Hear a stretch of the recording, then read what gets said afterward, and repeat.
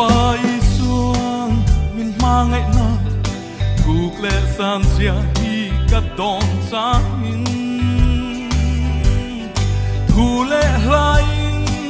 ka puang sen lo pianga mi tui alo nai tri mangai na to ko nge alo ni mangai na nu ma ko to ko amoy na song sor kangin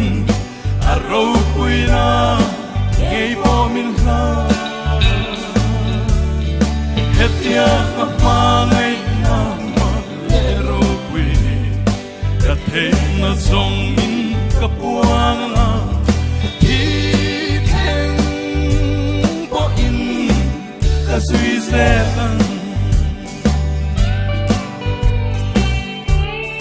râu bụi na sông này tu lệ van thil heng kim siam tu kha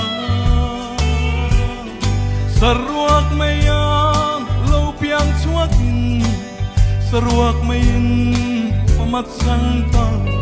ke mi suwa dam na tura lo ni pathian ni na nei reng ma se mi ring te ang zo alo pia in boy angarong in ngai komin thi theng in cross alo thang ta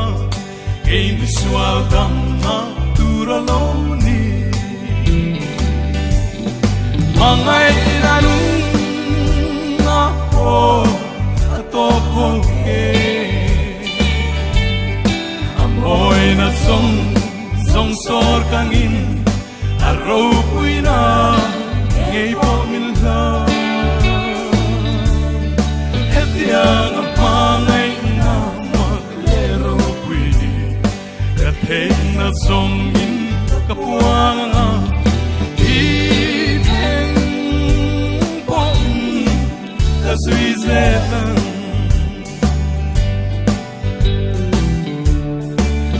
lo te po ti dam tu le mi thi te nge po kai thâu tu kha ma ni in ti dam tu lovin hi theng in cross alo zel ta game visual dam na tu ra lo ni hangai na nu na po to ko ke amoy na song sor kangin aro puina ngei po min la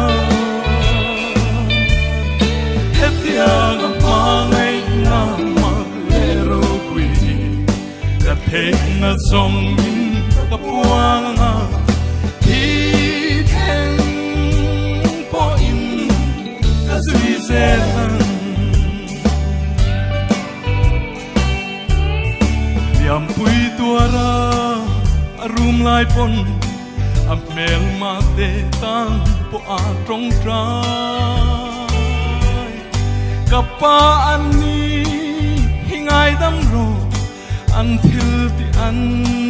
shallow the in pangai na a po a to ko nge pangai na nu na po to ko ke amoy na song sor kangin aro puina ngei po min la hetia ngapangai na maglero puini ka na song in kapuang nga